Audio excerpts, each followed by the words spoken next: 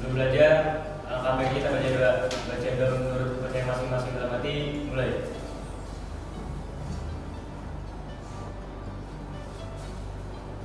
Doa selesai. Baik, sebelum kita mulai pelajaran, Bapak akan absen terlebih dahulu ya hadirannya. Pertama, Abi Surya Prasetyo. Hadir. Ada Ahmad Abu. Hadir. Sebelum kita mulai pembelajaran, kalian bisa melihat ada gambar di depan. Kira-kira kalau kalian melihat gambar di depan, yang ada di dalam pikiran kalian apa? Gambar yang pertama. Kira-kira Tangan di atas itu. yang ini Bicara batu. Kalau yang ini,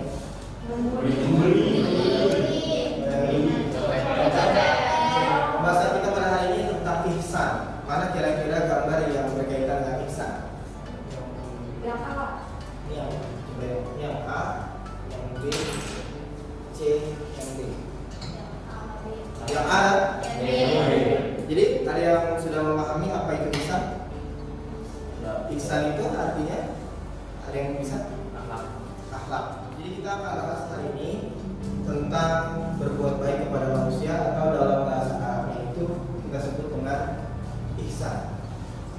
Kajiannya surat Al-Baqarah ayat 83. Ayat hari ini juga ini warna apa? Warna keras.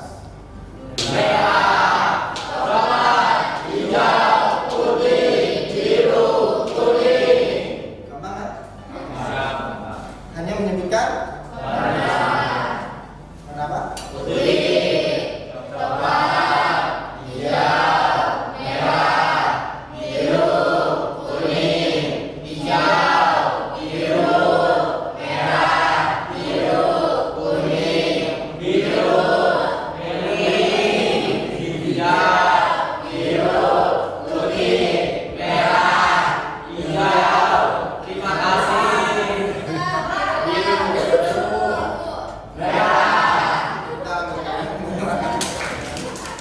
Tentang ihsan. Kalian akan bertampilkan sebuah video berkaitan tentang pembelajaran kita pada hari ini. มึงไปโรงเรียนเหรอ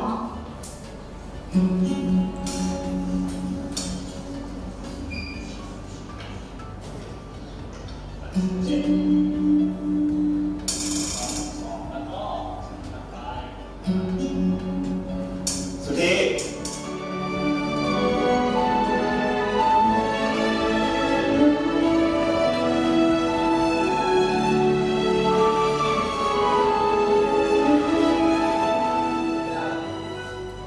Berbuat baik kepada orang tua. Terus apa lagi? Kasih sayang kepada orang tua. Ada yang lain? Ada nangis itu. Nangis. Ada lagi yang mau kasih apa ide? Surat Al-Baqarah ayat 83. Ini yang akan kita bahas pada hari ini berkaitan tentang ihsan. Jadi surat Al-Baqarah ayat 83 ini bunyinya wa iz akhadna mitsaqa bani Israil la ta'buduna illallah wa bil walidayni ihsana wa zil qurba wal yatama wal masakin wa qulu lin nasi husna wa aqimus sholata wa atuz zakat summa tawallaytum illa qalilan minkum wa antum mu'ridun. Terjemahannya yang menjadi fokus kita pada hari ini, dan ingatlah ketika kami mengambil janji dari Bani Israil, yaitu janganlah kamu menyembah selain Allah. Pertama, kajiannya la ta'buduna illallah, janganlah kalian menyembah selain Allah. Lalu yang kedua, berbuat ihsan. Inilah yang menjadi bahasan kita, yaitu ihsan. Ihsan kepada siapa saja? Pertama, ibu dan bapak. Yang kedua, kaum kerabat. Yang ketiga, anak yatim. Yang keempat, orang miskin. Dan dalam ayat ini juga, ucapkanlah kata-kata yang baik kepada manusia, lalu dirikan sholat dan tunaikanlah zakat. Jadi kalau ada orang baik sama kita, terus kita baik sama dia, itu namanya adil. Dia baik dong sama kita, saya kita nggak baik sama dia, itu namanya adil. Kalau ada orang kasih satu ke kita kasih satu ke dia, adil. Kenapa? Dia kasih satu ke kita. Kalau ihsan itu ternyata di atasnya adil. Maksudnya apa? Kalau ada orang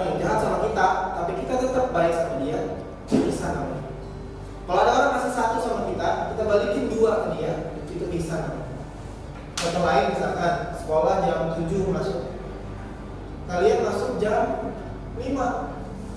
Itu namanya kepagian ya. Masuk ke belakang gitu. Ada yang ingin mengajukan pertanyaan berkaitan materi kita hari ini tadi yang sudah Bapak jelaskan?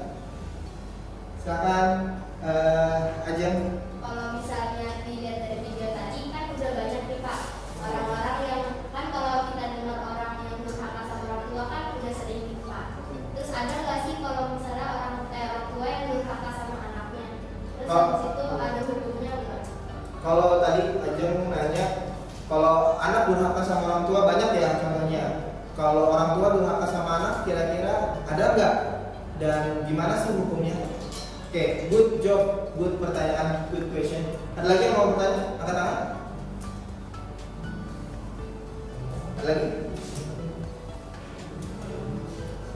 Angkat tangan. Neng. Yang ini angkat. Hukum seseorang yang pernah meninggalkan sholatnya di masa lalu wajib ganti nggak Pak? Gimana? Coba diulangi. Hukum seseorang yang meninggalkan sholatnya di masa lalu itu wajib diganti nggak Pak sekarang? Oh, tadi kan kita ada wajib menunaikan sholat. Kalau ada orang yang pernah meninggalkan sholat di masa lalu dan sekarang sadar nih, wah ternyata gue dulu tinggalin sholat.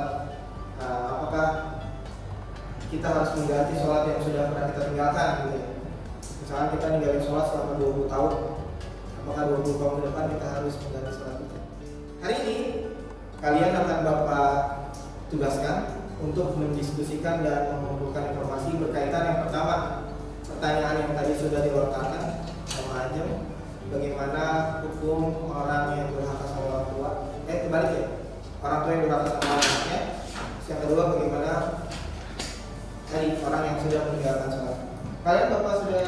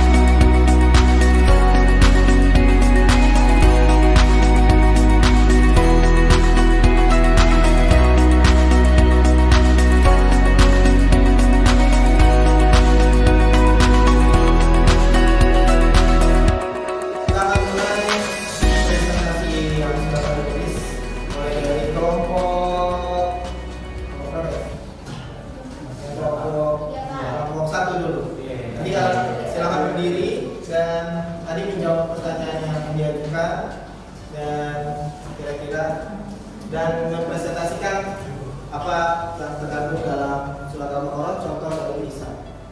Silakan kamu satu berdiri, sebutkan namanya dan presentasikan hasilnya. Ya, dikasih juga sana. Sebelumnya, assalamualaikum warahmatullahi wabarakatuh. Waalaikumsalam warahmatullahi wabarakatuh. Perkenalkan, nama saya Aulia dari kelompok 1 ingin mempresentasikan tentang kandungan surat Al-Baqarah dan juga menjelaskan pertanyaan tentang jika anak durhaka kepada orang tua. Kita sering mendengar, lalu apakah ada orang tua yang durhaka kepada anaknya? Di sini ulama mazhab Hanafi Imam Abu Alais As-Samarkandi memisahkan bahwa ada seorang laki-laki bersama anaknya datang menemui Sayyidina Umar bin Khattab radhiyallahu anhu. Ia berkata, anakku ini mendurhakaiku. Sayyidina Umar pun menasihati sang anak agar takut kepada Allah dan menjelaskan kewajiban-kewajiban anak kepada orang tuanya. Anak tersebut bertanya, wahai Amirul Mukminin, apakah ada kewajiban ayah kepada anaknya? Beliau menjawab, ada. Kewajibannya adalah memperbagus ibunya, maksudnya adalah menikahi perempuan yang baik agar dapat mendidik anaknya dengan baik, lalu memberikan nama yang baik dan mengajarkannya Al-Quran. Sang anak berkata, demi Allah, ia tidak memperbagus ibuku, karena ibuku adalah seorang hamba sahaya yang ia beli seharga 400 dirham. Ia tidak memberikanku nama yang baik karena namaku Ja'al, artinya kelelawar jantan, dan tidak juga mengajarkanku satu ayat pun dari Al-Quran. Lalu Sayyidina Umar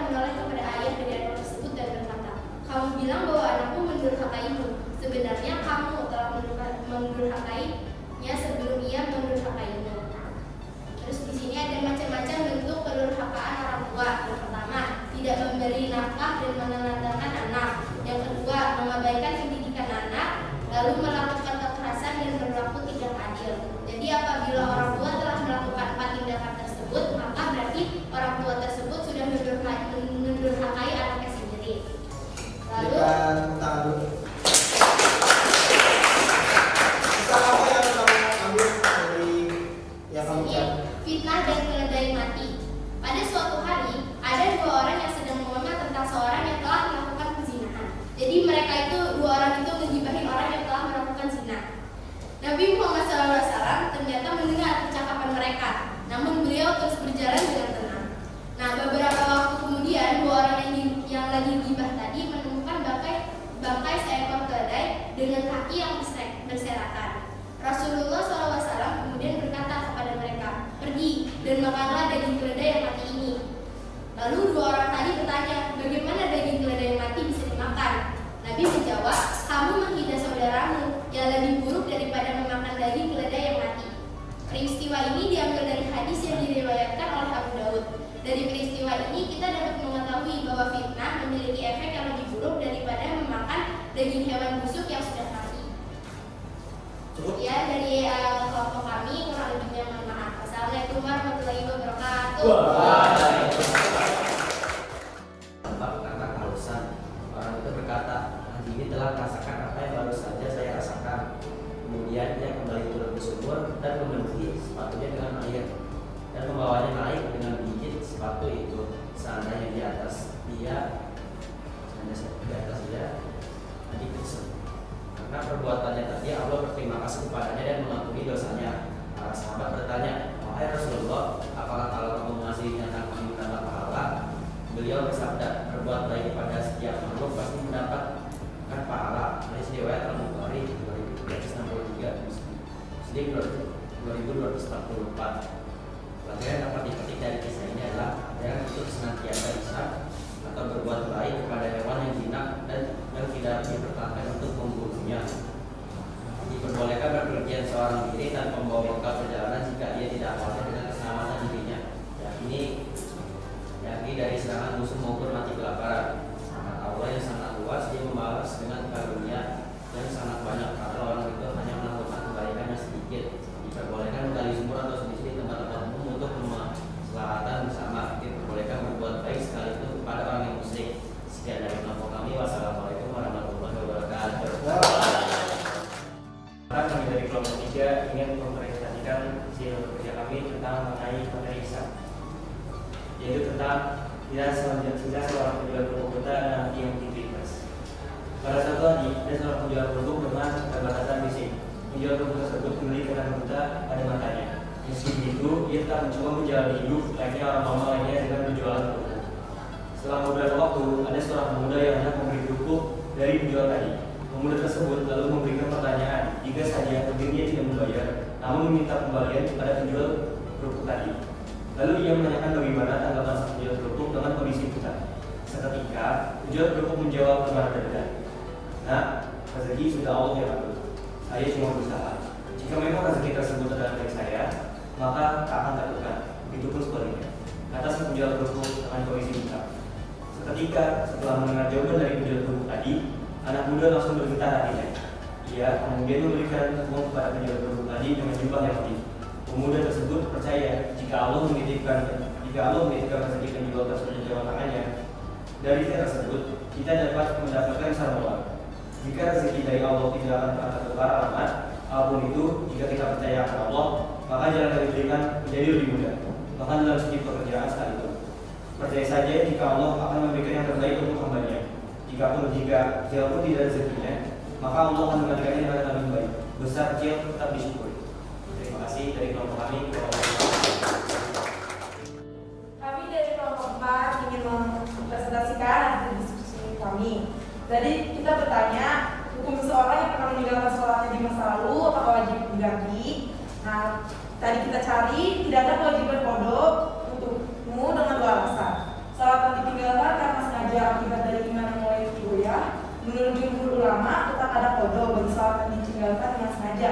Namun sebagai ulama berpandangan bahwa wajib kodok bagi yang meninggalkan sholat dengan sengaja. Ibnu Hazim rahimahullah berkata, adapun orang yang meninggalkan sholat dengan sengaja sampai keluar waktunya, maka tidak ada keluarga baginya selamanya. Hendaklah ia memperbanyak amal-amal kebaikan dan rajin mengerjakan sholat sunnah untuk menggerakkan timbangannya pada hari kiamat.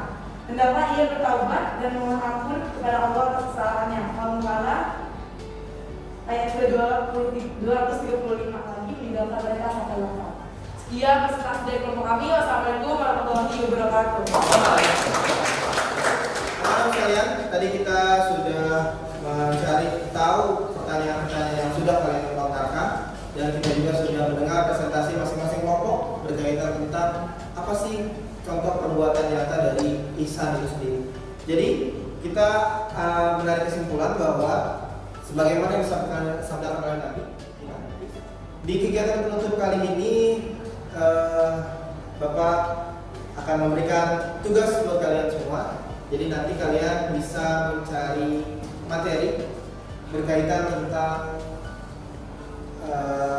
tadi bab ihsan. Kalian bisa mengerjakan buku paket Erlangganya di halaman 60 dan 68. Nanti kalian bisa kerjakan di rumah masing-masing.